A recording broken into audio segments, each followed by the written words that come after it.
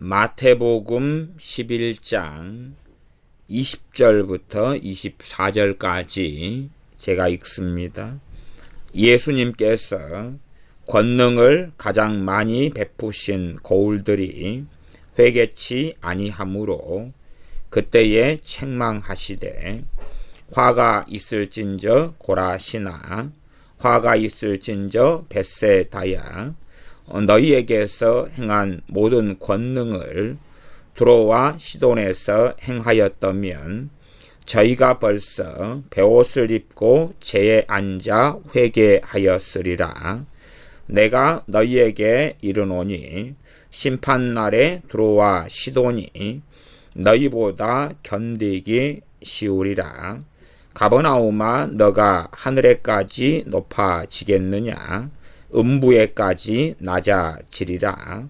내게서 행한 모든 권능을 소돔에서 행하였다면 그 성이 오늘날까지 있었으리라. 내가 너희에게 이르노니 심판날에 소돔 땅이 너보다 견디기 쉬우리라 하시니라. 아멘. 이 마태복음 11장에 나와 있는 고라신, 벳세다, 가버나움, 누가복음에도 비슷한 말씀이 당연히 있습니다. 그런데 이 고라신, 벳세다, 가버나움은 어찌하면 한국교회와 한국교회 목회자들과 그렇게 유사하고 같다, 그렇게 말씀드리겠습니다. 우리는 성경을 읽는 방법이 상당히 희한하고 기괴합니다. 희한하고 기괴하다는 것은 우리나 또 우리 교회, 한국교회 또 목회자들이 이런 마태복음 11장에 회개치 아니한 고라신, 벳세다, 또한 하늘까지 높아지려 하는 가버나움, 그러한 고울, 그러한 마을이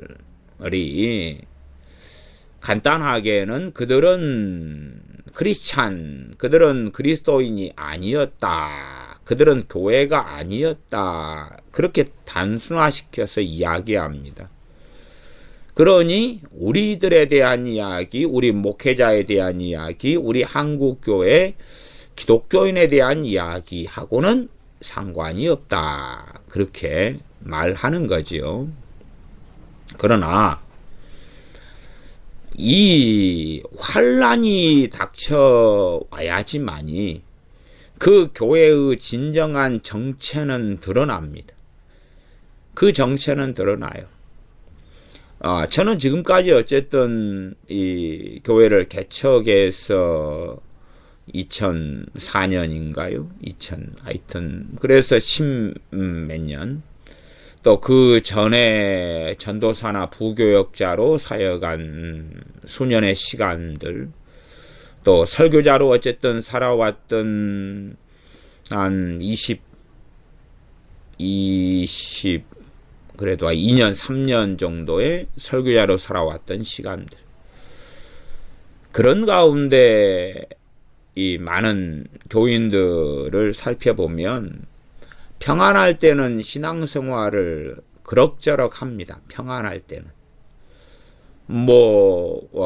전도했다가 제가 직접 세례까지 주고, 그 다음에 간단하게는 남편이 교회 다니지 말래요. 그리고 안 다니시는 분도 우리 교회는 여러 분이 있습니다. 그냥 남편이 교회 다니지 말래요. 그래서 여러분이 신앙생활을 안 합니다. 물론 당신이 다니는 교회가 마음에 안 든다, 그러니까 교회를 옮겨라, 그 정도는 저는 괜찮다고 생각해요. 또 옮길 수 있고 옮겨도 된다고 생각합니다. 왜? 주님을 배신하는 건 아니니까요. 직장이 잘 구해지지 않아서 주님을 안 믿는 사람들, 그런 사람도 우리 교회에는 있어 왔고요. 또 주일날 장사를 해야 되기 때문에 신앙생활을 안 하는 사람들, 그런 사람들이 소위 우리 교회 그 집사님들 가운데는 여러분이 있어 왔습니다. 그래서 지금도 이 장사는 가게 앞을 지나가면서 만나면 목사님 조금만 더 장사하고 그리고 다시 나갈게요. 그런 이야기를 합니다. 심지어는 추수감사절 때가 되면 호박도 보내오고 쌀도 보내오고 배추도 보내와서 그래서 강단에 장식을 하라고 뭐 헌금도 보내오기도 하고 뭐 관계는 좋지요. 근데 이런저런 이유로 어쨌든 자기에게 조금 불편한 이유로 신앙생활을 안 하는 사람이 많습니다. 우리 교회만이 아니라 어느 교회에서든지요. 또 뭐 시어머니가 제사를 지내라 그랬다 해서 신앙생활 안 하는 사람들도 있고요. 또 제사를 지내지 말라 그랬다 해서 교회를 떠나는 사람들도 있어 왔습니다. 그러면 결과적으로 아직은 대한민국은 평안합니다. 아직은 평안합니다. 전반적으로. 아직 경제도 사실은 그렇게 심각하게 몰락한 것이 아닙니다. 경제도 이 정도면 전 세계에서 실업률도 아직은 그나마 괜찮습니다. 아마 미국의 청년 실업률이 우리 한국의 청년 실업률이 아마 2배 정도 될 겁니다. 제가 알기론 그렇습니다. 이건 다 최근에 제가 들은 이야기인데요. 뭐 100% 맞지는 않을 수 있겠습니다만은 실업률이 우리 한국보다 더 상황은 안 좋습니다. 그러니 우리가 그렇게 따지면 경제적인 부분이 아직은 미국보다 낫다. 그렇게 뭐 간단하게 말할 수 있지 않겠느냐 그 말이죠. 그러면 앞으로 경제 상황이 더 어려워지면 정말 지금은 믿음이 있노라. 지금은 예수님을 잘 믿노라 하는 사람들의 진짜 믿음의 현주소가 드러나지 않겠는가 그 말이죠. 당시에 이 고라신 또 벳세다 가버나움 이런 사람들에 대하여 주님께서 회개치 아니했다 그러죠. 회개치 아니했다. 과연 그 사람들이 예수님을 부인했을까 그 생각을 해보셔야 됩니다.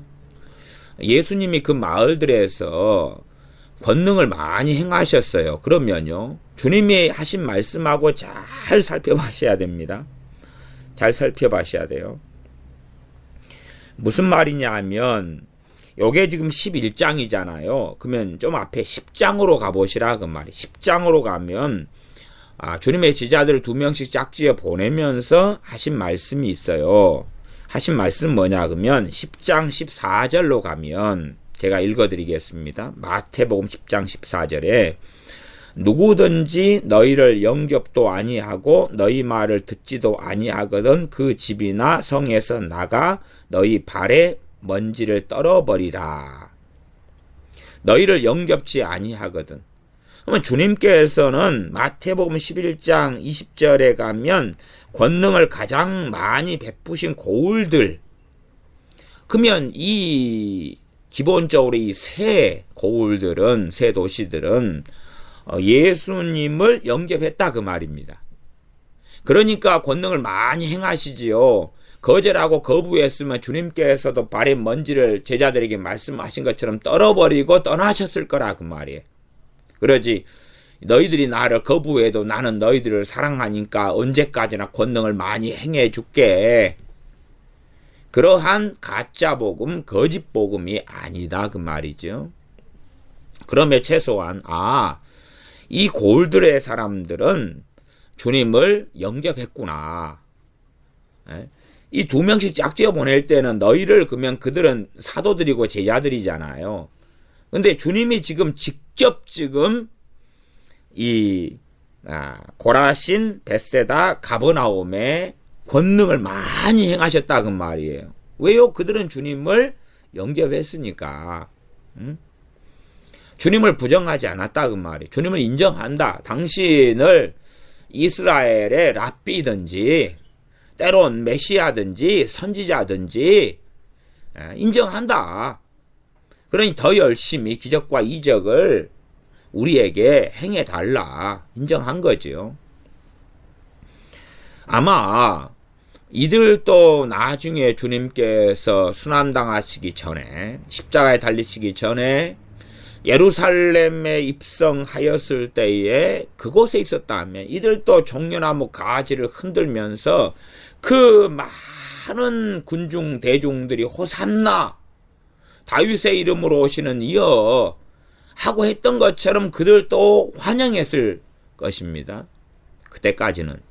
그러나 그 주님을 환영했던 호산나 그리고 맞이했던 그들이 주님께서 고난당하시고 십자가에 달리실 때에 또한 재판정에 섰을 때에 함께 주님을 십자가에 못 박으라고 외쳤던, 아니면 방임했던, 방치했던, 무관심했던 그들의 대부분이 속하였다는 이야기입니다. 그러면 대한민국 평안할 때는 많은 사람이 기독교인 흉내를 낼 수가 있습니다. 아니면 예배당에 참여하고 믿는 흉내를 낼 수가 있어요. 국가적인 혹은 전 세계적인 핍박과 환란이 없을 때는, 평안할 때는, 나아가서 자신이 특별히 문제가 없을 때, 가정이나 직장이나 삶이나 건강이나. 그러나 무슨 문제가 벌어지면 거기에서부터 자기 개인의 삶의 문제만 해도 상당히 많은 사람들이 때론 이런 이유 저런 이유 때문에 주님을 떠나갑니다. 뭐 교회를 바꾸고 옮기는 문제는 괜찮아요. 이단과 사이비가 아니라면. 그러나 주님을 떠나가고 더 이상 예배드리지 않고 더 이상 기도하지 않습니다. 그래서 기본적으로 우리가 우리 한국교회적으로 한다면은 아직은 주님께서 고난당하시기 전이고 십자가에 달리시기 전이니까, 우리 한국교회적으로 한다면 고라신이나 가버나움이나 베세다는 주님의 말씀을 듣고 주님과 함께 먹고 마시고 주님의 기적과 이적이 있는 소위 교회라 그렇게 보는 게 타당하다 그 말입니다. 그걸 이해를 하셔야 됩니다. 야, 이들은 불신자야, 그렇게 단순하게 이야기할 것이 아니라 그 말이에요. 그런 게 아닙니다. 이 평안할 때는, 그럴 때는 이 기독교인들이, 보통 우리 크리스천 개신교인들이 믿음이 다 있고 좋게끔 보입니다. 그렇게 다 보여요. 그러나 사실은 우리가 성경을 보시다시피 이 마태복음 11장 20절에 주님께서 말씀하신 건 뭐냐 그러면, 이 마을들이 뭐 하지 않았다는 겁니까? 회개하지 않았다는 겁니다. 회개하지 않았다는 거예요. 근데 우리 한국교회는 회개라는 것을 대부분 덮어버립니다. 대부분 덮어버려요. 그래서 회개의 동의어가 뭐냐? 그러면 동의어가 아닙니다만은 꼭 회개와 동의어가 믿음인 것처럼 가리킵니다. 믿음의 회개라는 말은 있어요. 가능하고요. 그러나 믿음과 회개가 같은 것이 어떻게 됩니까? 차라리 그러면 냉장고가 에어컨이라고 말하는 것이 나을 겁니다. 냉장고도 시원하게 하는 거고 에어컨도 시원하게 하는 겁니다. 그런데 에어컨은 사람을 시원하게 하는 거고, 냉장고는 음식이나 뭐 물이나 음료수나 이런 걸 시원하게 하는 겁니다. 내가 사람이 더워가지고 오늘은 온도가 40도나 올라갔네. 그리고 냉장고 문을 열고 들어가서 어이구 시원해, 그러면 좀 상당히 곤란해지지요. 냉장고와 에어컨이 다른 것 이상으로 믿음과 회개는 같은 것이 아닙니다. 그러나 이 회개에 대하여 말씀을 교회는 대부분의 목회자들은 덮어버리고, 아니면 말을 하더라도 가볍게 가십거리로 깊이 있게 말하지도 않고 넘겨버립니다. 그래서 회개가 무엇인지 잘 모르고야 맙니다. 또 나아가서는요, 회개는 출발도 있고 과정도 있고 결과도 있습니다. 회개가 간단하고 단순한 개념이 아니다 그 말이에요. 간단하고 단순하지 않습니다. 그냥 어떤 면에서 회개를 단순화시켜 가지고 돌이키고 고친다. 그렇게 해서 이제 행동을 고치는 거다. 그렇게도 회개를 가르치는 사람들이 있어요. 근데 그것은 회개에 대한 부분적인 설명입니다. 무슨 말인 거 아니? 사람의 몸이 있다. 머리끝부터 발끝까지 몸이 있다. 그러면 이 손을 한참 설명하면서, 혹은 코끼리가 있다 그러면 코끼리 귀를, 팔랑팔랑하는 귀를 한참 설명하면서 이게 바로 코끼리다 그러면 틀린 거다 그 말이에요. 응? 사람 손을 설명하면서 사람 손이다 그러면 맞지만 이게 사람이다 그러면 틀린다 그 말이에요. 그런 것처럼 회개의 한 부분, 한 요소를 설명하면서 또 결과론적인 회개를 설명하면서 고치고 돌이키는 거죠. 행동을 고치는 거죠. 그게 회개다 그러면 잘못된 설명입니다. 이게 너무나 뭐든지 좀 단순화시키려고 그러는 것이 많습니다. 일단은 최소한 말씀하고 좀 맞으려면 어떤 회개가 나와 있다 하면 그 말씀의 기본 문맥과 문장들을 객관적으로 살펴보셔야 됩니다. 그러면 여기서 회개는 주님께서 말씀하시는 것은 일단은 예제들을 좀 들어주셨으니까 우리가 알 수 있겠지요. 21절 하반절에 보면, 21절 보면 전체로 읽어보겠습니다. 화가 있을진저 고라시나 화가 있을진저 벳세다야. 너희에게 행한 모든 권능을 두로와 시돈에서 행하였다면, 두로와 시돈은 이방 땅이죠. 저기 해안가입니다. 그리고 우리가 잘 아는 엘리야 선지자 때의 사렙다 과부 이야기가 있는데 그 사렙다는 그 두로와 시돈 사이에 가 있는 해안가의 마을입니다. 이게 이스라엘 백성에게 엘리야 선지자 보내심 받지 않고 저기 두로와 시돈 이방 땅에 가 있는 그 사렙다 동네의 과부한테 그에게만 보내심을 받았다고 주님께서도 이야기를 하셨지요. 그래서 그것을 듣고 유대인들이 얼마나 성질이 났습니까? 그러면 그 이방 사람들인 두로와 시돈에서 행하였다면 너희에게 행한 모든 권능을, 그러면 이제 그들이 어떻게 했을까? 그들이 그 다음부터 착한 말을 했다, 선하게 살았다, 말씀대로 살았다, 하나님 사랑하고 이웃 사랑했다, 헌금을 냈다, 기도 생활하기 시작했다, 예배드리기 시작했다, 교회를 세우기 시작했다. 그런 결과로 부부싸움 안 했다, 서로 용서하기 시작했다, 그렇게 말한 것이 아닙니다. 그게 아니라 두로와 시돈에서 행하였다면 저희가 벌써 베옷을 입고 재앉아 회개하였으리라 그 말이에요. 사람은 일단은 사람의 우선순위가 아니에요. 회개는 사람한테 하는 것은 뒷이야기입니다. 해야 되지만 하는 것이 필요할 때는요, 회개는 죄에 대하여 하나님 앞에서 돌이키는 것입니다. 하나님 앞에서 하는 회개가 회개의 본질입니다. 본질. 거기에 사람에게 배상하고 사람에게 사과하고 잘못을 빌고 하는 것이 있을 때는 꼭 있어야 됩니다. 그러나 사람한테 하는 것이 중심이 아니라 지금 회개라는 것은 누구에게 죄를 지은 것입니까? 하나님께 죄를 지은 것입니다. 하나님께 죄를 지은 것. 하나님께 죄를 지은 것에서 도로와 시돈 사람들이 회개하였다 하면 그 사람들은 베옷을 입었을 거라. 직접적으로 우리에게 베옷을 입으라는 이야기가 아닙니다. 근데 구약 시대에는 그들의 문화와 전통상 회개할 때에 그들은 베옷을 입었다 그 말. 베옷은 언제 입습니까? 사람 죽는 장례식 그럴 때 입어요. 그럴 때 가장 비참한 자리.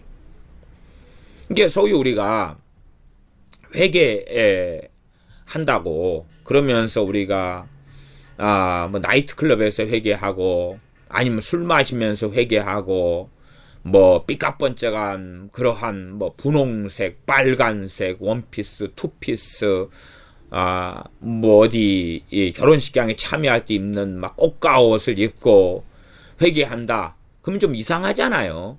이상해요. 내가 지금 회개 기도를 하고 있는데 야 오늘은 힐튼 호텔에 가서 점심을 먹을까? 뭐 최고급 레스토랑에 가서 밥을 먹을까? 그걸 고민하면서 회개한다면 이상하지요. 이상하죠. 그런 이야기입니다.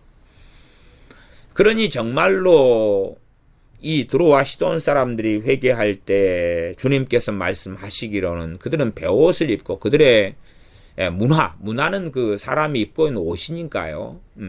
그들은 베옷을 입었을 거라. 가장 슬픈, 가장 탄식하는 그러한 옷을 입고 그리고 재에 앉아서 우리식으로 하면 흙먼지 바닥에 앉아서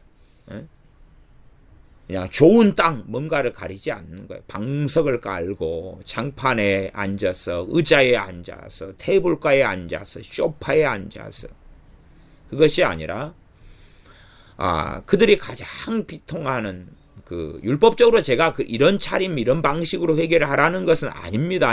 그러나 항상 사회적으로는 그들이 문화의 옷을 입고 있으니까 우리가 높은 사람이 오면 인사하는 방식이 있잖아요. 그죠? 또 내가 상당히 공경할 만한 사람 앞에서 하는 어떤 방식을 그걸 문화라 그러는 것이 문화. 그런 것이. 지금 사람들은 잘 이해 못하겠습니다만은 어떤 중요한 자리에 가면 모자를 쓰고 있거나 선글라스를 쓰고 있으면 예의에 어긋나죠. 그래서 모자와 선글라스를 벗습니다. 벗어요. 제가 최근에 남미에 가서 그 어느 나라의 은행에 들어갔는데 그 은행에서는 꼭 일단 총을 가지고 들어오지 마시오. 칼을 가지고 들어오지 마시오. 그리고 모자를 벗으시오. 선글라스를 벗으시오. 그게 딱 간판에가 있더라고요. 함께 가셨던 분이 모자를 쓰고 있으셔가지고 경비원이 와서 그 모자 좀 벗으라고 그렇게 스페인어로 막 하시더라고요. 문화라는 게 있어요. 문화라는 게. 그러면 당시에 이 드로아 시돈이든 유다든 이스라엘이든 회개할 때는 재에 앉아서 그리고 베옷을 입고 그랬던 것처럼 우리도 우리의 문화가 있죠. 그러면 재에 앉아서 그 말은 이 형편과 처지를 따지지 않는다 그 말이에요. 따지지 않아요. 내가 죄가 깨달아지고 회개할 때 되면 내 눈에서 눈물이 나오는지 아이섀도우가 지워지는지 조금 기도하다가 화장이 어떻게 됐는가 거울을 비춰보고 하면서 화장을 좀 고치고 립스틱을 고치고 그렇게 하지 않는 거예요.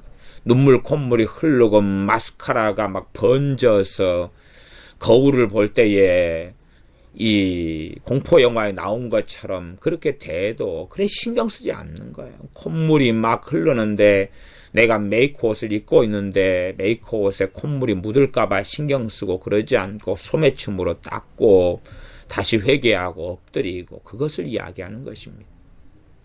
그러면 지금은 이제 회개하는 그런 일들 다시 말하면 그렇게 말하겠습니다. 성령 충만을 받을 때의 기쁨과 눈물이 혼재합니다. 회개와 통곡이 함께하지. 기쁨도 함께합니다. 그 상반된 역설적인 현장이 회개의 현장에는 있습니다. 그러면 예전 70년대, 60년대, 80년대 이 중후반 정도까지 그때는 어떤 교회의 부흥 집회나 기도원에서 하는 산상 집회 같은 데서 자주 회개의 장면들을 볼 수 있었습니다. 또 그때 신앙생활 하셨던 분들은 그때 그렇게 내가 가슴을 치고 회개했지. 그런 기억들이 있으실 수도 있겠습니다. 저는 저희 집에서 자랐던 사촌 누나가 이 전도사님에게 시집을 가셨는데, 전도사님이 당시에 어느 원로 목사님 밑에서 기도원 사역을 하셨습니다. 기도원을 전체를, 기도원 총무 같은 그런 일이 있죠. 그래서 그때가 1980년쯤 되지 않나 싶은데요. 그래서 주말이 되면은, 그때는 한참을 주말 되면은 기도원, 산속에 있는 기도원에 가서 주말을 보내고 거기서 예배드리고 그러고 왔습니다. 순복음교회 목사님이 은퇴하셔가지고 거기에 기도원을 세우셨는데, 그 기도원이 우리 동네 여수로 하면 천성산 기도원이고, 우리 여수 인구 이 수십만 명, 지금이 한 30만 되고 당시에는 좀 적은데, 그때의 여수에 단 하나뿐인 기도원이었습니다. 그리고 그곳에 성령의 불이 떨어지고 여수에서 성령 충만이나 성령 세례를 받는 사람들은 대부분 다 그 산속에 있는 그 천성산 기도원에서 기도하고 금식하고 철야하면서, 그러면서 이제 성령 충만들을 받았습니다. 나중에 한 1980년 중반쯤 되어가지고 이제 기도원들이 몇 개가 생겼는데, 지금은 이제 돌아가셨지만 제 사돈 어른께서 하셨던 금성리 기도원, 또 저 위에 한 85년인가 6년에 만들었던 게스만의 기도원, 그런 기도원들, 또 잠깐 있다가 좀 이단적인 사역을 했던 요나 기도원, 그러다가 없어졌는 그런 기도원들이 이제 조금씩 생겨가지고, 그랬습니다만은, 당시에는 어떤 면에서 단 하나의 기도원, 산속에 있는, 버스를 타고 한참 한적한 곳을 가가지고 거기에서 산속으로, 수십 분을 걸어서 올라가야 되는, 그러한 곳에 있는 기도원. 그러나 제가 그렇게, 1980년 이럴 때에 기도원에서 지내고 그럴 때는 곳곳에서 회개하는, 가슴을 치고 눈물을 흘리고 뒹굴고, 눈에서 눈물이, 코에서 콧물이 흐르고, 때로는 머리를 쥐어 뜯고, 그러면서 회개하는 사람들을 종종 볼 수가 있었습니다. 물론 저의 신앙의 여정에서도 그런, 제가 회개가 했던 그런 순간들, 그런 정말 그냥 하나님 내가 이러이러한 죄를 지었습니다, 회개합니다, 용서해 주십시오 하는 좀 형식적이고 기계적인 그런 회개 혹은 회개 기도 말고, 참으로 회개했던 그 순간들, 제가 볼 때에 주님께서 하신 말씀은 그것을 가리키는 것으로 보입니다. 단지 우리가 거짓말 했다면, 너가 회개했다면 거짓말을 안 하게 될 것이다, 이런 결과론적인 회개 말고, 정말 거짓말 한 것에 대하여서 가슴을 치고 통곡하고, 그 성경에서 뭐라 그럽니까? 통회 자복이라고 이야기합니다. 성경에서는요, 통회하고 자복한다 그렇게 이야기해요. 단지 그냥 너 동의해? 너 그런 잘못했지? 자식한테 너 여기 아까 있던 1,000원 어쨌어? 너가 훔쳐갔지? 예, 제가 훔쳐갔어요. 잘못했어요. 그런 거 말고, 이 자복이라는 것은요, 막 이렇게 실토를 경찰이나 형사가 신문에서 받아내는 게 아니고, 자기가 정말로 그 잘못을 느껴가지고 꺼이꺼이 하면서 입에서 튀어나오는 거예요. 그냥 튀어나오는 거예요. 맛있는 음식을 보면 막 침이 꿀떡꿀떡 넘어가는 것처럼, 그런 것처럼 성령의 역사하심과 도우심으로 죄가 깨달아지고 알아지면서 이 혼자 있던 사람이 있든 간에 상관없이 막 뛰쳐나오는 거예요. 입에서 실토가 나오는 거예요. 그것이 사실은 주님께서 거라신 베세다 사람들에게 기대하셨던, 원하셨던 회개이지요. 그러면 생각해 보십시오. 꼭 많은 권능을 주님이 행하셨어요. 뭐 그들이 왜 주님을 거부했단 말입니까? 거부하지 않았습니다. 권능을 몇 개 행하니까 이 마을 사람들은 자기 친척, 인척, 가족, 또 치유가 필요한, 귀신이 쫓겨나가는 게 필요한 많은 사람을 더 데려오고 더 데려왔을 거 아닙니까? 많은 권능 행하려면 집회 규모가 점점 알려지고 소문나서 커지는 겁니다. 오늘도 치료받을 사람이 오고 내일도 오고 모레도 오고 글피도 오고 계속 오는 거예요. 잔치 분위기가 나는 것입니다.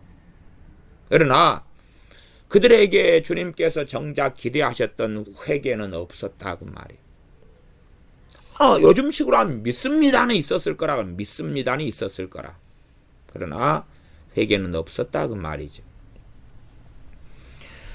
우리는 이러한 성경들을 자꾸만 좀 한국 교회나 목사님들은 자의적으로 해석하고 대강 넘겨버리더라고요. 왜냐하면 사랑하는 성도 여러분, 여러분들은 다 예수 믿으셨기 때문에 이에 해당됩니다. 그렇게 넘겨버리는 거죠. 사랑하는 자녀들아, 너희들은 모태신앙이기 때문에 이 일을 한 것하고 똑같다.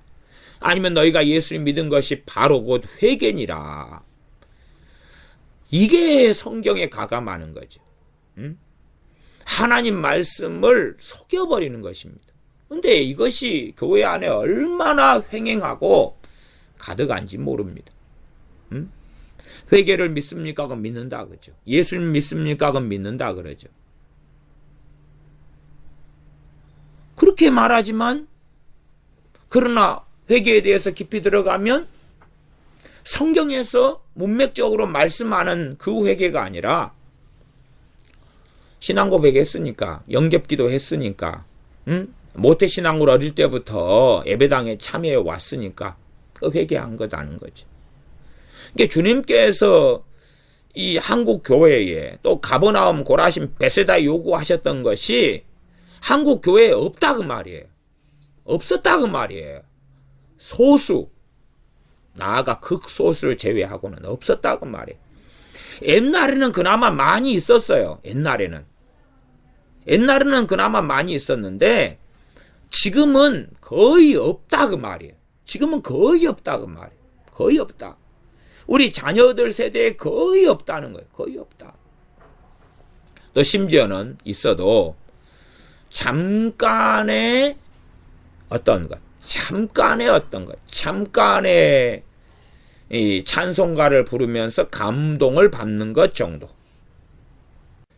한국 교회가 왜 병들었냐 그러면 바로 회개가 없기 때문에 그런 거죠.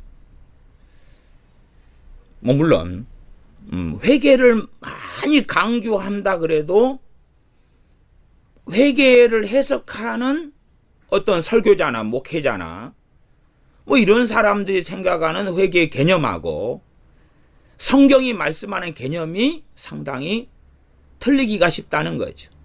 아까 예제로 들었던 것처럼, 비유했던 것처럼 사람이다 그러면서 사람 손을 막 설명하면서 이게 사람이다.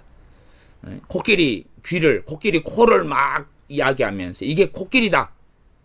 그러면 그건 잘못된 설명일 뿐만 아니라 그건 거짓이 되고 마는 것이죠. 거짓이 되고 마는 것. 돈이 있다. 돈 100만 원과 돈 10,000원이 있다. 그러면 돈 100만 원을 설명해야 되는데 같은 돈이라고 10,000원을 가지고 설명해가지고 10,000원으로 100만 원치를 다 할 수 있는 것처럼 한다면 그건 거짓이다 그 말이죠. 그래서 성경 문맥 속에서 회개를 말씀하면 그 내용을 살펴야 돼요. 그냥 회개 그러면 자기가 생각하는 회개, 똑바로 살아야 된다, 돌이켜야 된다, 뭐 그렇게, 아니면 열매를 맺어야 된다, 행함이 있어야 된다, 뭐 그렇게 단순화시키지 말고 자기의 논리로 가지 말고 본문이 마태복음 11장에서 회개가 나왔으면, 그리고 주님이 그것만 이야기한 게 아니라 그 뒤에 예제를 들면서 자세하게 이야기를 하셨잖아요. 그러면 그걸 주목을 해야지 자기의 논리와 이론으로 가지 마라 그 말이에요. 어쨌든 지금은 이제 회개가 없이 예배당에 들어옵니다. 회개가 없이 기독교인이 됩니다. 회개가 없이 크리스천이 돼요. 회개가 없이. 회개가 없이 교회 교인이 돼요. 회개가 없이. 회개가 없이 목사가 돼요. 회개가 없이 신학생이 돼요. 회개가 없이 직분을 받고 회개가 없이 세례를 받아요. 그러면 성경에서 회개가 나와 있는 말씀들을 읽고 볼 때에 우리는 나는 저기에 해당이 된다고 생각해야 되고 말해야 되고 인정을 받아야 될 거 아니에요. 스스로에게 면죄부를 줘야 되니까 나에게 해당되는 방식으로 막 설명을 하는 거예요. 나는 구제합니다. 나는 선행을 합니다. 나는 섬깁니다. 그러니 나는 회개한 것입니다. 나는 행함 있는 믿음을 가진 것입니다. 나는 용서를 합니다. 그러니 나는 행함 있는 믿음을 가진 것입니다. 나는 어려운 사람을 돌아봅니다. 그러니 나는 행함 있는 믿음을 가진 겁니다. 그런 식이라면 어지간한 사회복지사들 그거 합니다.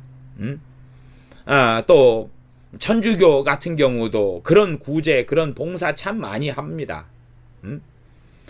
불신자 안 믿는 사람이라도 괜찮은 인격적인 사람은 그럼 행함 있는 믿음입니까 그게?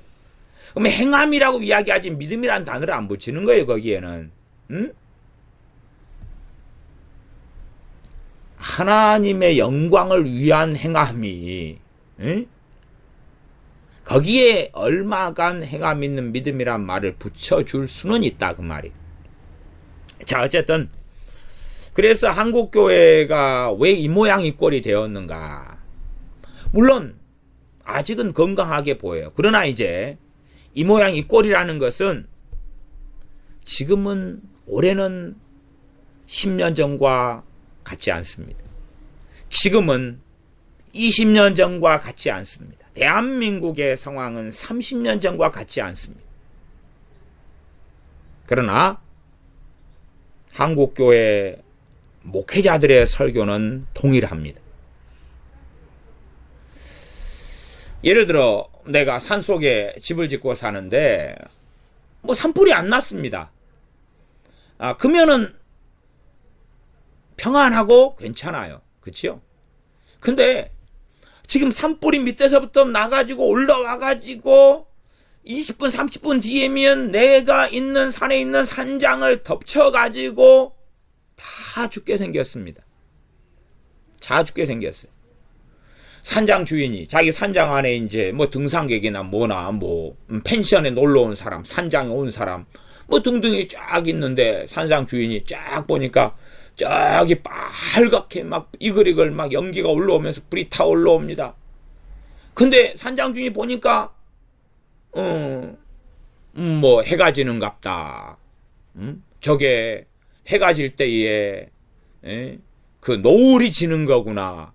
그렇다면 어떻게 할 거예요? 그게 이제 그런 식의 눈을 보고 생각을 하고 말을 하고 아니면 불타오르고 구름이 연기가 막 올라오고 무서운 화마가 닥쳐오는데 아무렇지도 않다면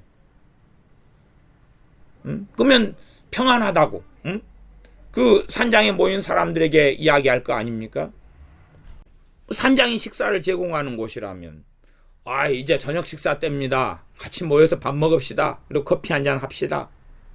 그리고 조금 있다가 불이 올라와서 다 타 죽을 거 아니냐 그 말이. 아니 평안할 때는 상관없는데 이게 이제 무서운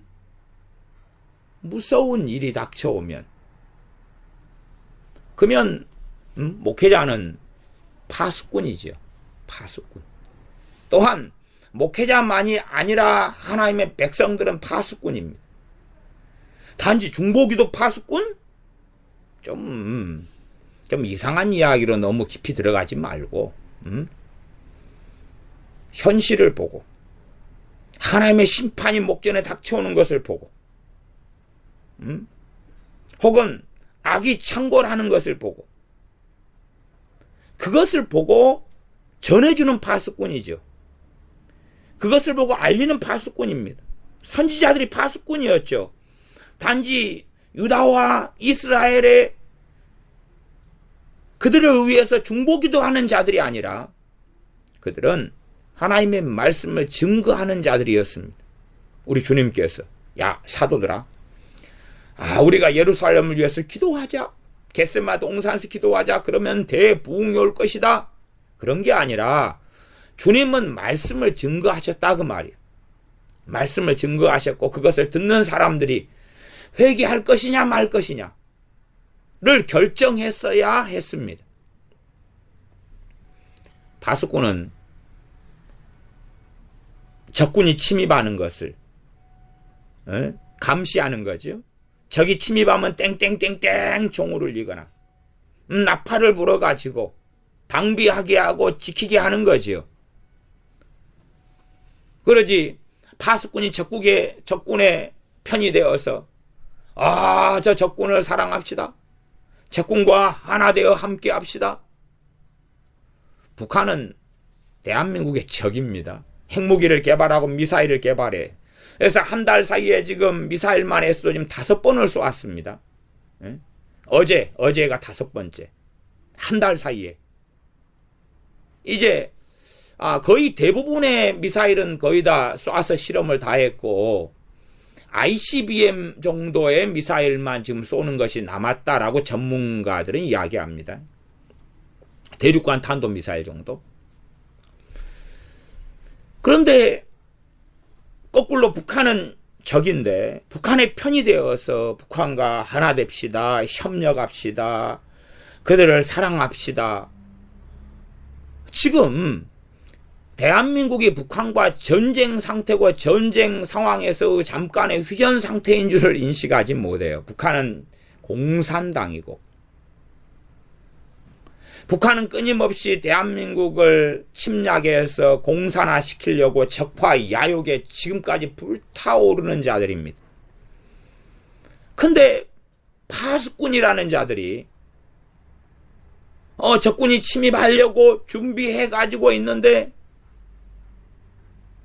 이 성 안에 있는 물자를 가져가가지고 이거 얼마나 고생이 많으십니까? 미사일을 만드시니라고 여기 빵과 우유 잡수시고 좀 더 힘을 내십시오. 우리는 형제고 민족이고 하나입니다.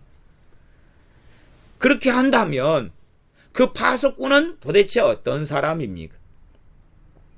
아니면 적의 침략이 목전에 다가왔는데 파수꾼이 전달을 합니다. 평화의 시대입니다. 평안합니다. 평안합니다.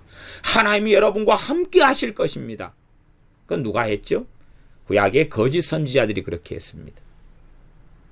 유감스럽게 지금 한국의 대다수의 기독교인들과 대다수의 목사들은 거짓 선지자들입니다. 평안할 때 평안을 이야기하는 것이야 문제가 없지 않습니까? 그러나 평안하지 않을 때 평안을 이야기한다면 그때야 비로소 진실한 정체가 드러난다 하는 것이죠. 한국교회 많은 교회, 때로는 10만 교회 그러고, 7만 교회, 몇 개인지 다 모르겠어요. 옛날에가 6만 교회였습니다. 근데 지금이야 목회자 숫자가 신학교도 너무 우후죽순 많아지고 지방신학교, 인터넷 신학교, 신학교, 교단 신학교, 별게 다 많아져가지고, 그래서 지금은 지방에 있는 작은 신학교들이 헌금 때문에 돈 벌려고 신학교를 개설하고 만드는 경우가 참 많습니다. 근데 그렇게 해서 이 소위 말하면 목회자들의 숫자가 30만 명이 된다는 자료가 있습니다. 30만 명. 도대체 대한민국이 지금 위기 상황인데 위기 상황을 이야기하는 목회자들이 30만 명 가운데 몇 명입니까? 30만 명 가운데 몇 명입니까? 지금도 복을 이야기하고 지금도 사랑을 이야기하고 지금도 평안을 이야기하고 지금도 안식을 이야기하고 지금도 부흥을 이야기하고 정말 그럴 땐가 그 말입니다. 정말 그럴 땐가. 그래서 저는 이 한국교회 교인들이나 주로 목회자들에게, 교인들하고 목회자들 공이 함께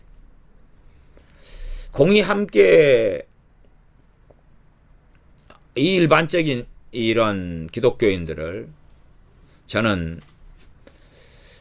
일배충보다 못한 인간들이다 그렇게 말합니다. 일배충보다 못한 인간들이다. 일배충이 뭐냐 그러면 저는 별로 안 좋아합니다. 일배를 안 좋아합니다. 왜냐하면 제 크리스찬의 양심으로서 일배를 안 좋아합니다. 왜냐하면 이 일배라는 곳이 있어요. 일배라는 게 뭐 일간 베스트인가요? 그래서 거기에 뭐 게시판 이렇게, 그래서 게시판 이용자를 게이라 그럽니다. 게이는 동성연애자를 게이라 그러잖아요. 근데 게시판 이용자 줄여서 게이 그러고, 야 게이들아 그러면서 그 일배 이런 데서는 나이를 분문하고 다 반말을 씁니다. 그런 건데 뭐 반말 정도야 괜찮다고 보는데, 그건 인터넷상의 용어니까.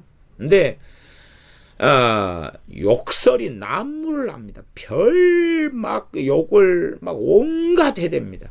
그 다음에 온갖 욕에다가 이제 거기에다가 음담 패설을 어마어마하게 해대요. 그러니까 간혹 한번 그런데 살펴보노라면 이 괜찮은 것이 간혹 있어도 전반적으로는 굉장히 지저분합니다. 아주 지저분해요. 근데 이제 일배보다 더 못한 목회자들, 일배를 이용한 사람 일배충이라 그러면, 그 충은 벌레충자 아닙니까? 벌레충자. 일배 벌레들아 그런 거죠. 일배충보다 못한 한국교회 목회자들, 한국 교인들, 기독교인들. 왜? 일배충들은 그래도 대한민국이 적화되어 가고 있고, 대한민국의 제2의 한국전쟁 혹은 적화, 공산화의 위기를, 심각한 위기를 많은 일배충들이 알고 있습니다. 많은 일배충들이 알고 있어요. 그들 대부분은 세상 사람이고 불신자고 욕쟁이들입니다. 음담 패설을 일삼는 사람들이. 자, 그러면 한국교회 목회자들, 소위 말하면 하나님의 종들, 성령님을 받은 사람들, 뭐 이번 주 주일이 6월 4일 날이 성령 강림절 아니었습니까?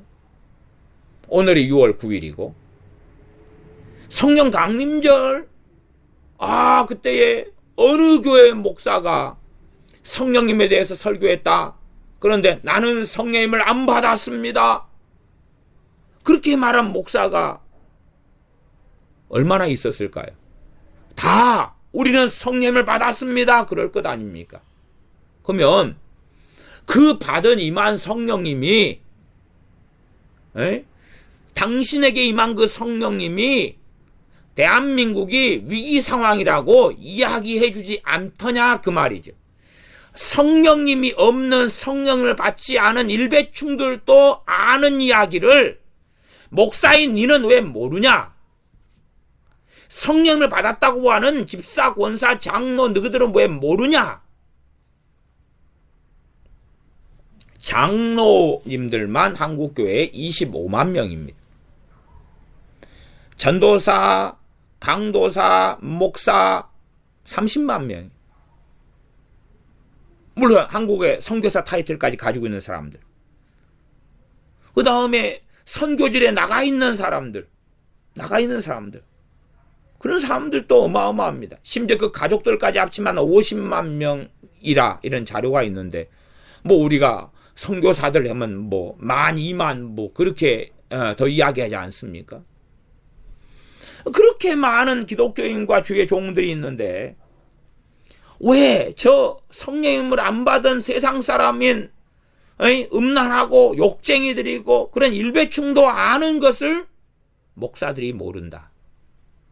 그러면 정말 그 목사들이 성령을 받은 걸까요?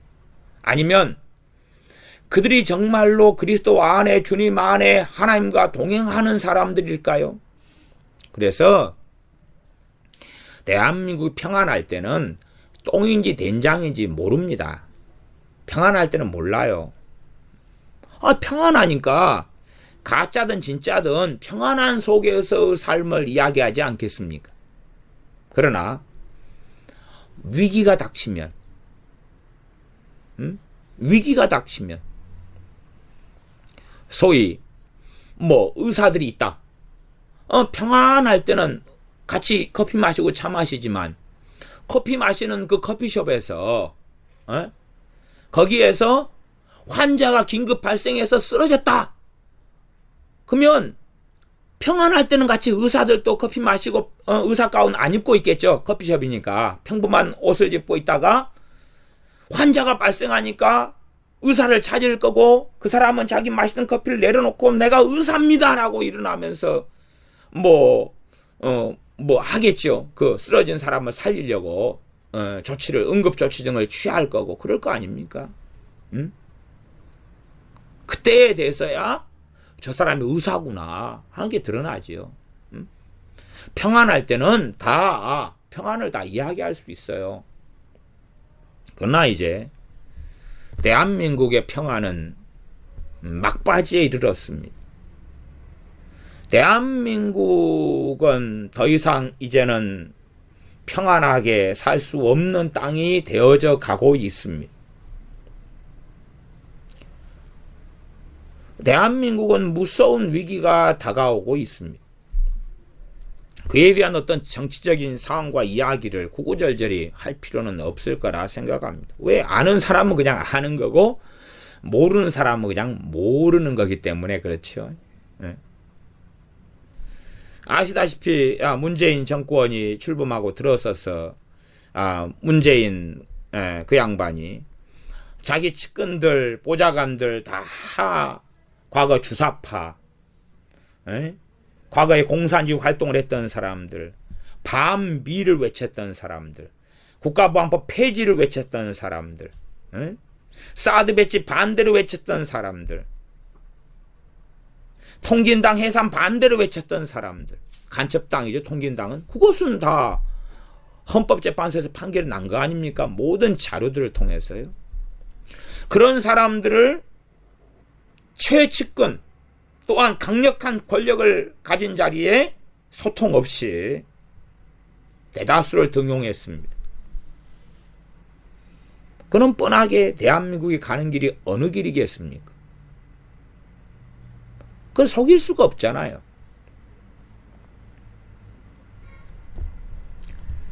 문재인 양반이 과거에서부터 해왔던 일들이 뭡니까? 반미를 위하여 지금까지 살아온 사람입니다. 국가보안법 폐지를 위하여 지금까지 살아왔습니다. 그리고 주한미군 철수를 지금까지 외쳤습니다. 그건 자료들이 다 있지 않습니까? 제가 거짓말하는 게 아니라. 그러면 지금까지 벌이는 어떤 정책들 속에는 결국은 무엇을 위하여 어떤 정책과 무엇 때문에 무엇을 이루기 위하여 어떤 행정을 실행하는가? 그러면 그 배후에 깔린 것은 겉으로는 주한미군은 철수하지 않습니다 해도 철수하도록 미국을 아주 불쾌하고 기분 나쁘게 해가겠죠. 생각해 보십시오. 사드가 지금 배치가 됐습니다. 근데 사드는 이 전 세계 6세트 정도밖에 없고 그 중에 한 세트를 미국이 미국 돈을 들여서 들여왔습니다.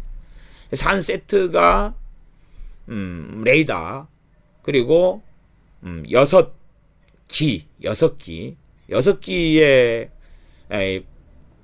포대로 이루어졌습니다. 근데 지금 현재 이 창고에가 차 4대죠. 4대. 4포대가 지금 4기가 창고에 있고 꼼짝 못하게. 그다음 2기하고 레이더만 가져와 가지고 가동을 하고 있습니다. 그러면 레이더와 그 2기를 가동을 하려면 굉장한 고압의 전력이 필요합니다. 고압의 전력이 필요한데 정부는 고압의 전력을 설치하지 않습니다. 그러니 사드를 2기는 가동하고 있다 그래도 이 기간 산업을 통해서 고압의 전력을 설치해야 되는데 설치하지 않아요. 설치하지 않으니까 레이더나 사드 2기를 운영을 하는데 결국은 발전기를 갖다 놓고 기름을 넣어가지고 임시적으로 사용을 합니다. 그럼 발전기는 전기가 차단되면 비상 상황에 쓰는 거예요. 근데 그런 것도 아니고 아예 전기를 설치해 주지 않는다 그 말이에요. 더군다나 발전기 가지고 임시의 기름을 떼 가지고 사드 2기와 레이더를 사용하는데 이 정유차, 유조차가 들어오는 길목을 반대 시위자들이 점거해서 막아서 못 들어가게 막아버리고 정부는 방치해버려요. 아니, 정부가 개입해가지고 이 사드 2기가 작동하는데 거기에 유조차가 들어가 기름을 보급해야 되는데 그걸 방치해버리고 그리고 이제 기사화되고 여론이 일어나는 게 발전기 소리가 소음이 시끄럽다. 왜 시끄럽게 하냐? 아니 고압 전력을 성취를 안 해주니까 발전기가 돌리는 건데 그 소음이 뭐 대단하게 또 나겠어요? 거리가 얼마 땅이 멀고 큰데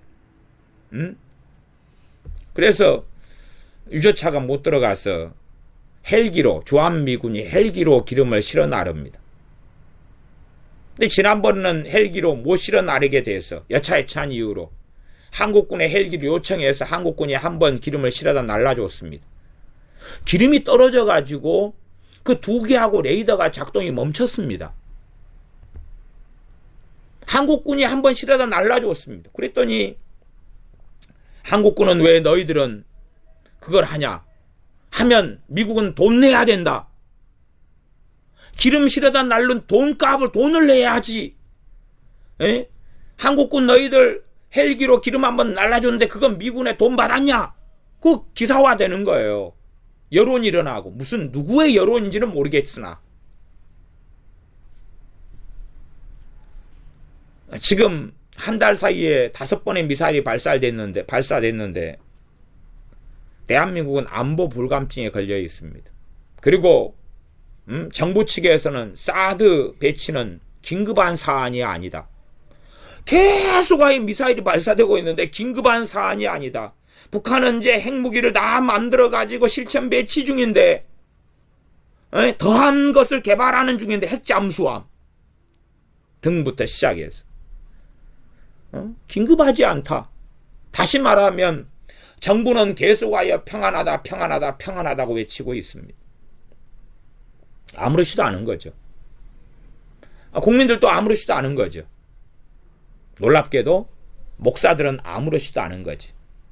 그래서 목사들은 단합해서 이야기합니다.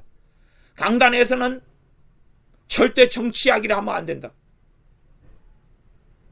그러면 이제 무슨 이야기만 할까요? 신변잡기적인 이야기만 해야 되죠. 일단 성경 이야기, 성경 가지고 당신의 가정사, 당신의 건강, 당신의 직업, 당신의 구제, 북한 돕기, 성교, 그런 거 이야기하는 거죠. 소위 말하면 그런 거죠. 내가 사는 지역이 곧 미사일이 떨어져서 다 죽게 생겼는데 그런데 그 집안에 앉아 있으면서 내 가장이다. 독서 이야기하고 독서 토론하고 인테리어 이야기하고 냉장고 성능 이야기하고 에어컨이 어쨌다 저쨌다 이야기하고 커튼 이야기하고 요즘에 유행하는 옷 이야기하고 유행하는 드라마 이야기하고 그리고 미사일이 곧 떨어질 건데 그건 이야기하면 안 된다. 아니 나라가 지켜지지 않고 어떻게 교회가 있고 어떻게 가정이 있죠? 그런데 그것을 정치 이야기라고 폄하를 시켜버리는 거예요. 폄하를. 참 놀랍지요. 참 놀라운 시대를 살아갑니다. 그래서 이 나라가 대한민국이 이제 심각한 공산화의 상황을 직면하고서야 한국교회 목회자들의 정체가 무엇이었는가? 한국교회 교인들이 맨날 기도하고 막 성령 충만 그러고 주여 주여 했는데 저 신앙의 정체가 무엇이었는가가 이제 멍청이 아니고서는 알게 되더라 그 말이죠. 멍청이 아니고서는 알게 되더라 그 말이죠. 기도운동을 하는 많은 사람이 있습니다.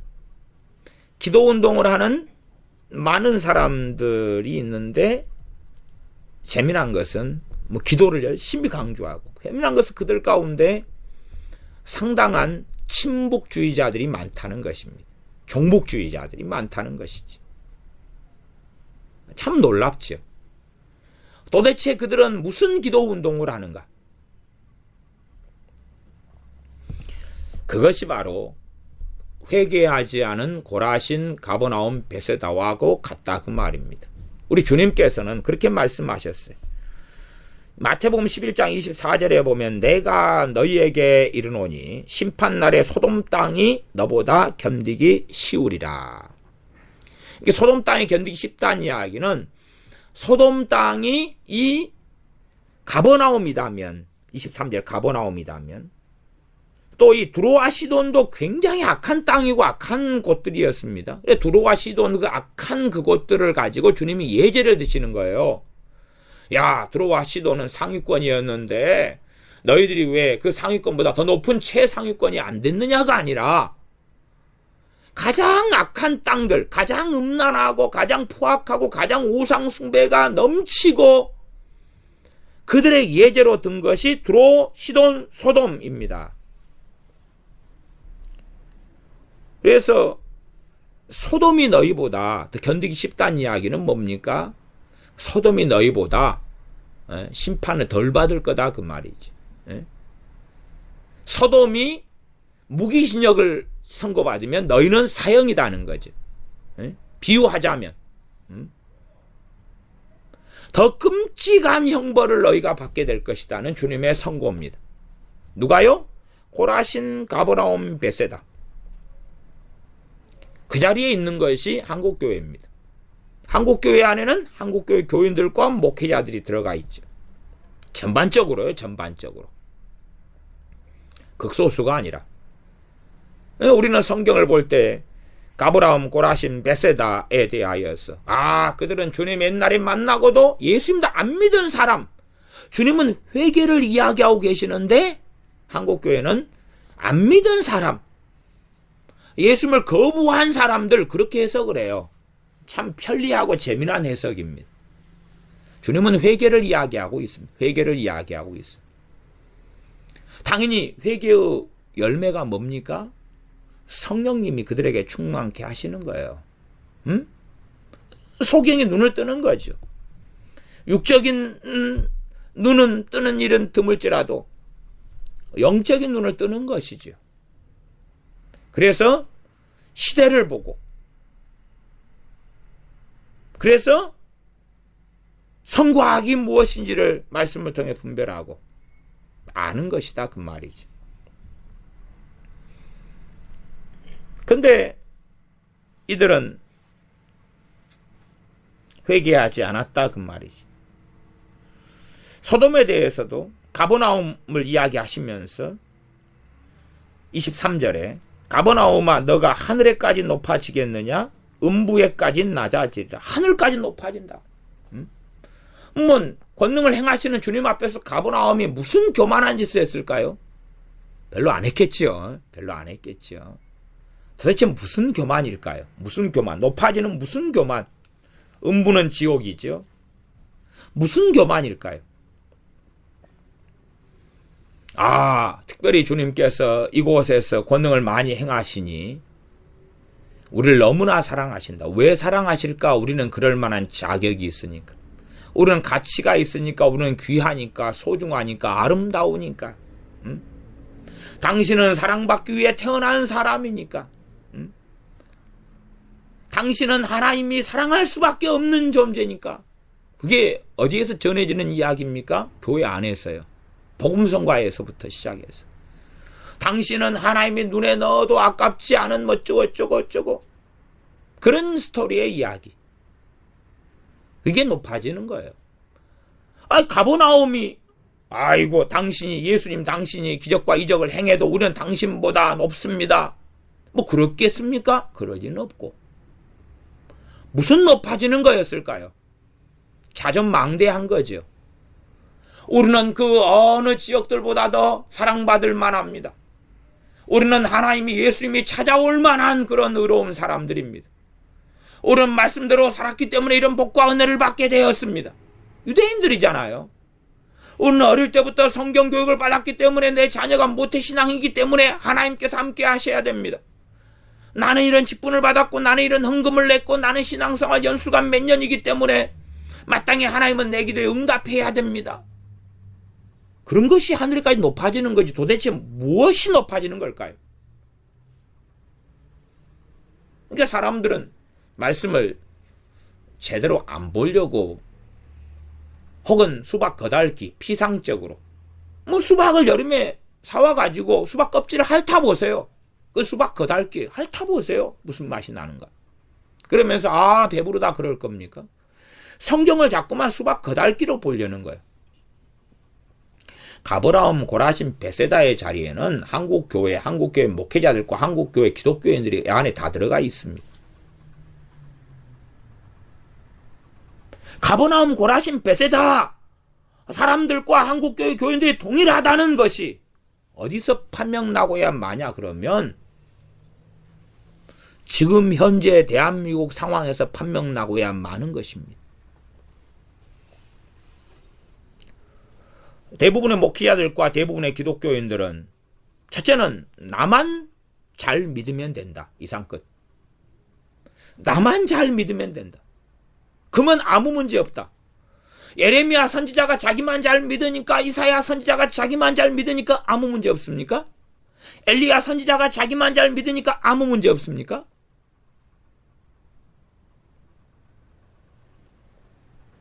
개인적인 이기주의.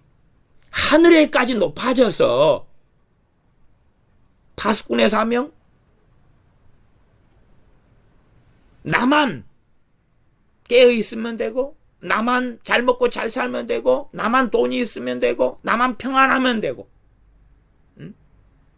그런 거 나아가서 한국은 앞으로 더 잘 될 것입니다. 문재인 정권을 위해 기도합시다. 하나님이 그들을 쓰시도록 기도합시다. 모든 것이 합력하여 선을 이루실 것입니다. 성경을 아무데나 뜯어붙이는 거예요. 그래서 대부분의 목회자들은 이 대한민국이라는 나라가 지금 문제가 없다고 생각해요. 문제가 없다고. 문제가 없고 평안하고 앞으로 경제는 더 발전할 거고 문제가 없다고. 한국 교회의 대부분의 목회자들과 대부분의 교인들은 그렇게 생각해요. 그렇게 생각해요. 재미난 것은 교회 안에 기도한다고 하는 권사님들이나 기도한다고 하는 사람들이 의견이 대동소이하다 그 말이죠.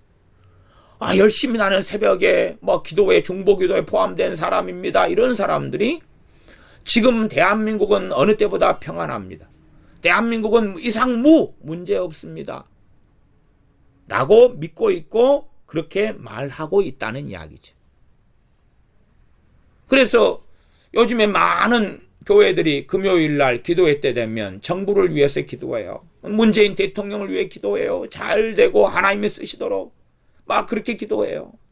평안하도록 더 복지가 일어나고 더 비정규직이 정규직화 되는 법안이 잘 실천되도록 협력하여서 하나가 되도록 문재인에게 협력하여서 똘똘 뭉쳐 하나가 되도록 남북 평화 교류가 일어나게 해주시옵소서. 금강산이 재개되게 해주시옵소서. 개성공단이 더 2천만 평 되게 해주시옵소서. 평화 통일이 일어나게 해주시옵소서. 평화 통일은 전쟁 없는 통일을 다 평화 통일이라 그럽니다. 전쟁 없이 자유민주주의가 되든지 공산화가 되든지 다 평화 통일입니다. 앞뒤 꼭지 없는 평화통일? 지금의 대한민국은 평안하지 않습니다. 그리고 풍견등화의 위기 속에 이제는 놓여 있습니다. 지금 사드 문제를 가지고 이렇게 어리석게 한국인들이, 한국 정부가 행한다는 것은 당연하게 사드는 철수된다는 이야기입니다. 사드를 철수시키려고 환경영향평가를 안 해도 돼요. 법에 환경법, 그런 법에 군사 기밀 시설에 대해서는 이건 예외 대상이다라고 나와 있어요. 근데 그건 다 빼버리는 거예요. 빼버리는 거예요. 과거에 박근혜 전 대통령 탄핵할 때도 헌법에 나와 있는 대통령에 대한 탄핵에 대한 법을 빼버리고 저 뒤에 일반 공무원법을 갖다가 써버린 거예요. 기가 막히려고 그러십니다.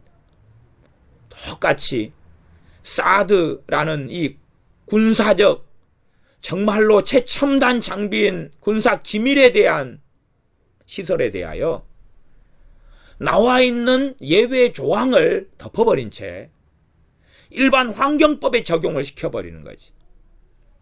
참 놀랍습니다. 왜? 국민들은 개돼지니까. 대한민국 국민들이 개돼지인 것은 놀랍지 않은데 대한민국 목사들이 대한민국 기독교인들 예수를 믿고 성령을 받았다 하는 자들이 개돼지인 것이 놀랍습니다. 주님은 개돼지가 되지 말아라 그랬는데 너희는 너희 거룩한 것을 개에게 돼지에게 주지 말아라 그랬는데 그런데 개와 돼지가 되어버린 거지. 그래서 나라가 망해가고 있는데 주한미군이 철수될 준비를 해나가고 있는데 철수되도록 정치가 되어져 가고 있는데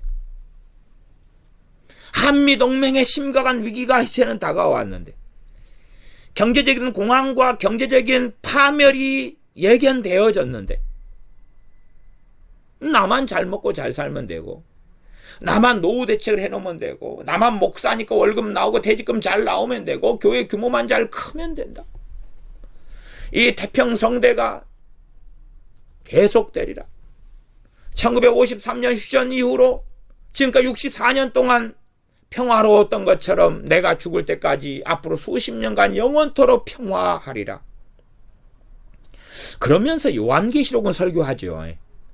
그러면서 마태복음 23장, 24장 이런 거 설교를 한 것 같아요. 참 놀랍습니다. 그러면서 대환란도 설교하고 뭐 환란을 이야기하고 무슨 환란을 이야기할까요? 좀 독감 걸린 거? 암 걸린 거?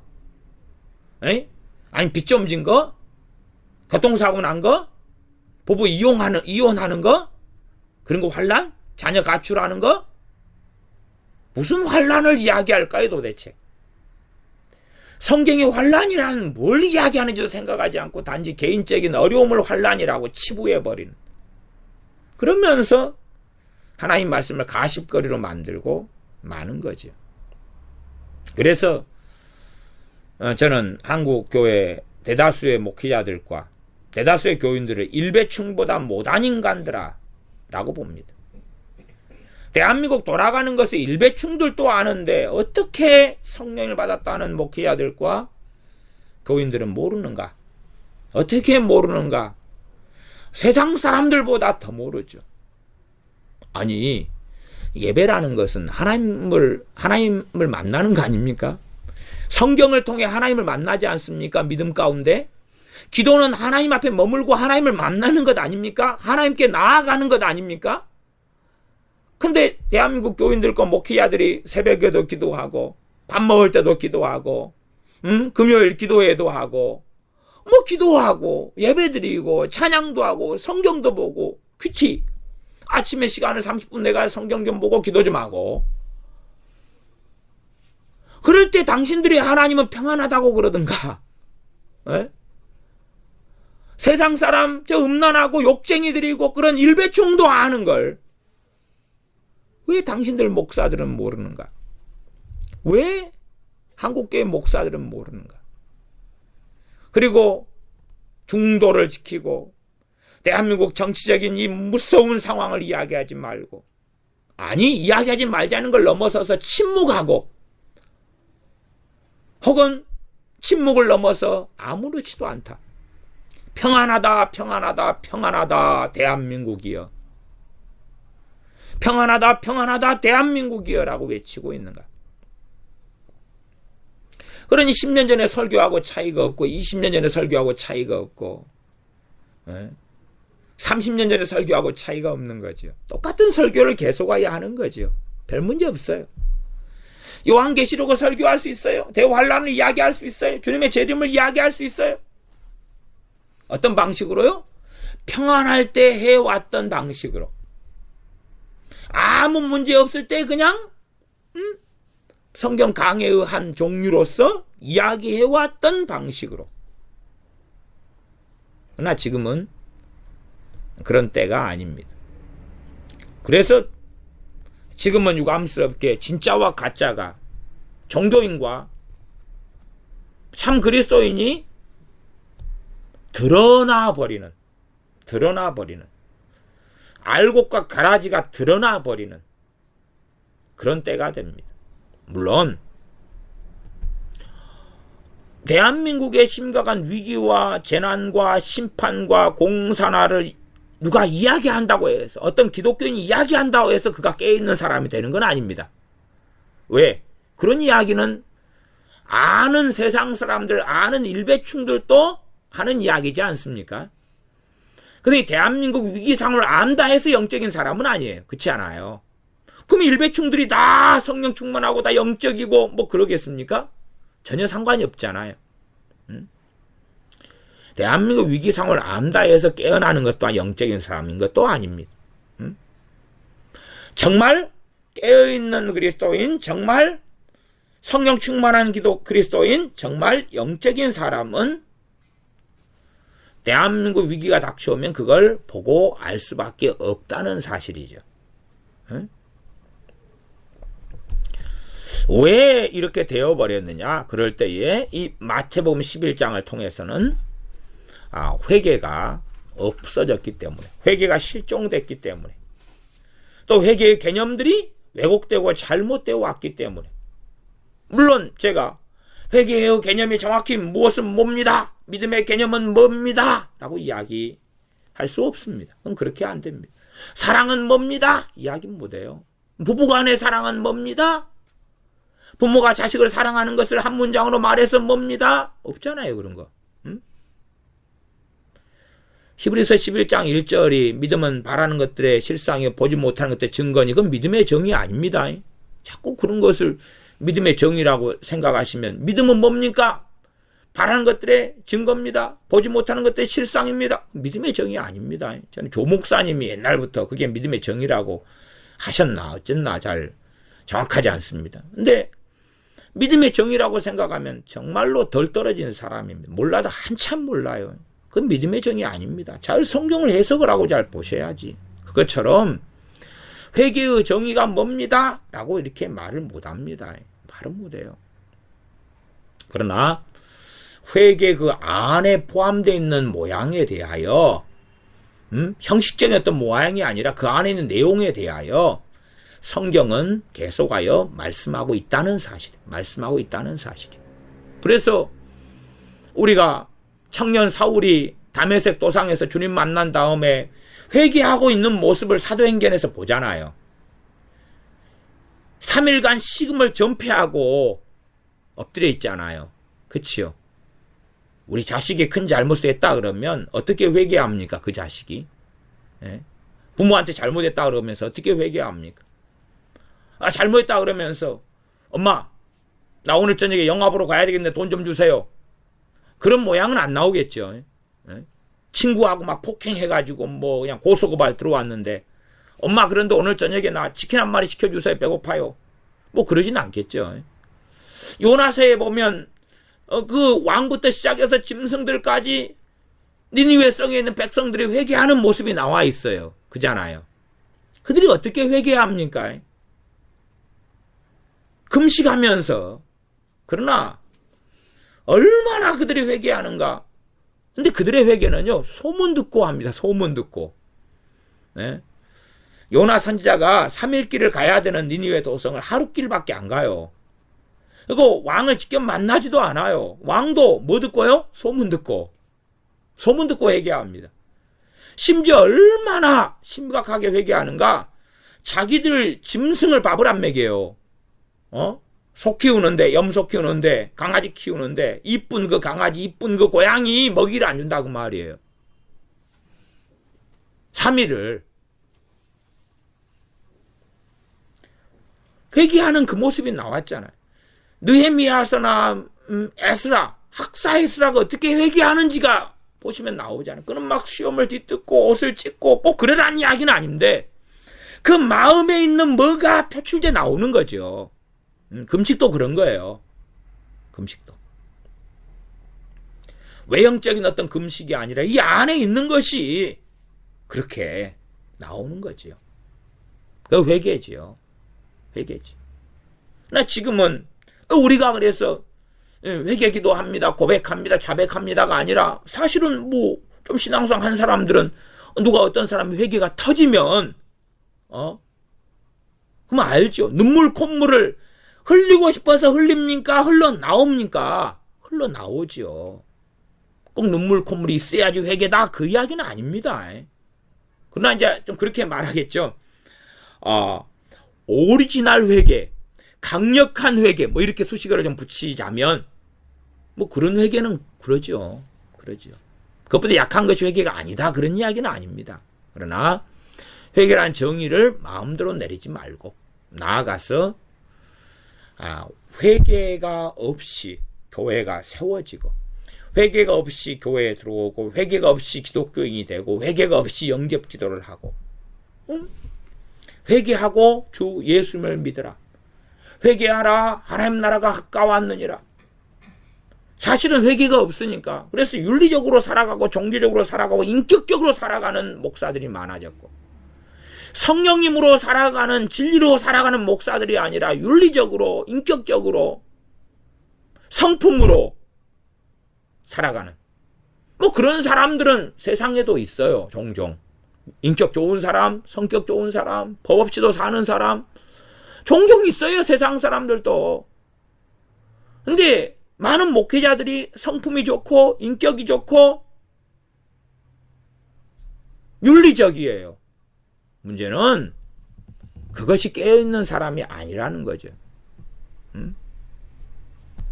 성령 충만해야 되고 성령님을 쫓아 살아야 되고 말씀을 쫓아 살아야 되고 그것이 열매 맺은 표출된 모양이 인격일 수도 있고 신앙인격, 윤리, 성품일 수도 있으나 전후가 바뀌는 건 아니다 그 말입니다. 그러니 이제 우리는 이 대한민국의 종말의 시대에 살아가고 비참한 심판이 목전에 둔 시대에 살아가면서 이제 우리는 함께 지켜보게 됩니다. 한국의 이 많은 이 유명한 베스트셀러를 쓴 유명한 목사들, 유명한 사람들 아마 한국에 있는 무수한 기독교인들은 비참하게 죽어가면서 이 비참하게 죽어가는 이 상황에서 어제까지도 저 목사는 평안을 이야기했는데 하고 죽어가게 될 것이고 그걸 따랐던 자기의 길이 일배충보다 못하고 심판날에 일배충이 더 견디기 쉬우리라. 일배충보다 더한 심판, 소돔과 고모라보다 두로와 시온보다 더한 심판의 자리에 가버나움, 베세다, 고라신이 있는 것처럼 한국교회 목사들과 교인들이 있게 되는 것을 겪게 될 것입니다. 기도하겠습니다. 아버지 하나님, 평안의 때에 성령님 없이 윤리적으로 설교하고 성품적으로 설교하고 인격적으로 좋은 게 좋은 건데 말씀을 전해올 수 있으나 그러나 무서운 일이 닥쳐오는데도 불구하고 평안을 노래하고 성공을 노래하고 하나님의 함께 하심을 노래하고 하나님의 도우심을 노래하고 하나님이 당신과 영원히 함께 하십니다를 노래하는 그런 어리석은 기독교인, 어리석은 목회자들, 그런 사람들을 따라 살다가 동일한 멸망에 처하지 않게 하여 주시옵소서. 소경이 되어서 눈을 감은 자가 되어서 벼랑 끝을 향하여 달려가 벼랑의 절벽에 떨어져 곤두박질 쳐서 죽어가는, 나아가 그 후에 천국이라면 좋지만 너가 누구를 따랐느냐 할 때에 주님을 따른 걸로 판명나지 않는, 성령님을 조차 성령 인도하심을 따라 산 자들만이 주님을 따르는 자일진데 너는 나를 따르지 않았다 라는 판명을 받게 될 대다수의 목회자들과 교인들을 따라서 살아가는 어리석은 자들이 아니라 대한민국의 멸망과 종말과 심판과 전쟁과 어떤 비참함을 목전에 두고서 이제는 주님 앞에 자신의 신앙과 믿음을 점검하고 깨어 있어서 주님께서 이끄시는, 인도하시는 길을 걸어가는 우리가 되도록 우리를 긍휼히 여겨 주시옵소서. 우리 주 예수님의 이름으로 기도하옵나이다. 아멘.